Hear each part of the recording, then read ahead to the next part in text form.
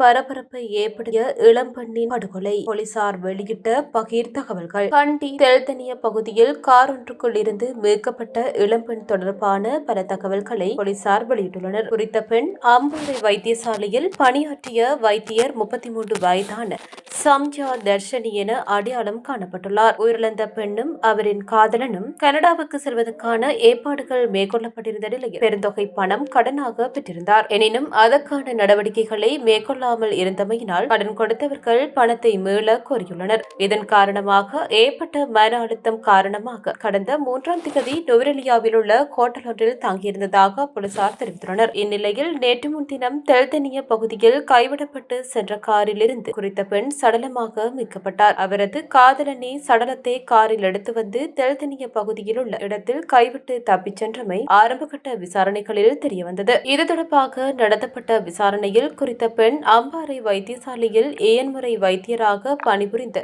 வெலிகம பகுதியை சேர்ந்த 33 வயதுடையவர் என்பது தெரியவந்துள்ளது. அவர் கடந்த ஜூன் 3ஆம் தேதி முதல் ஜூன் 16ஆம் தேதி வரை நுவரெலியா பகுதியில் உள்ள ஹோட்டல் ஒன்றில் தங்கியிருந்ததாகவும் போலீசார் தகவல்களை கண்டறிந்துள்ளனர். அதன்படி அந்த ஹோட்டலின் சிசிடிவி காட்சிகளை பரிசோதித்த போது மயக்க நிலையில் இருந்த அந்த பெண்ணை அவரது காதலன் அழைத்துச் செல்லும் காட்சி பதிவாகியுள்ளது. சந்தேக நபரான காதலன் கண்ணருவ பகுதியை சேர்ந்த மென்பொருள் பொறியாளர் என்றும் அவர் தற்போது அப்பகுதியில் இருந்து தலைமறைவாகியுள்ளார் என்றும் தெரியவந்துள்ளது. கடந்த 3ஆம் தேதியிலிருந்து 16ஆம் தேதி வரை நுவரெலியா ஹோட்டலில் தங்கியிருந்த காலப்பகுதியில் பல நாட்கள் தான் உணவு கொள்ளவில்லை என அவரின் சகோதரனுக்கு தொலைபேசியூடாக தெரிவித்ததாக போலீசாரிடம் தெரிவிக்கப்பட்டுள்ளது. உயிரிழந்த பெண் கடுமையான மன அழுத்தத்தில் இருந்ததாகவும் அதற்கான வைத்திய ஆலோசனை பெற்றதாகவும் தெரியவந்துள்ளது. இந்நிலையில் தலைமறைவாகியுள்ள காதலனை தேடும் நடவடிக்கையில் போலீசார் ஈடுபட்டுள்ளனர். கண்டி கென்னோர்வ பகுதியை சேர்ந்த மென்பொருள் பொறியாளரான காதலனுக்கும் உயிரிழந்த பெண்ணுக்கும் இடையே கடந்த 8 மாதங்களுக்கு முன்பு காதல் தொடர்பு ஏற்பட்டுள்ளமை குறிப்பிடத்தக்கது.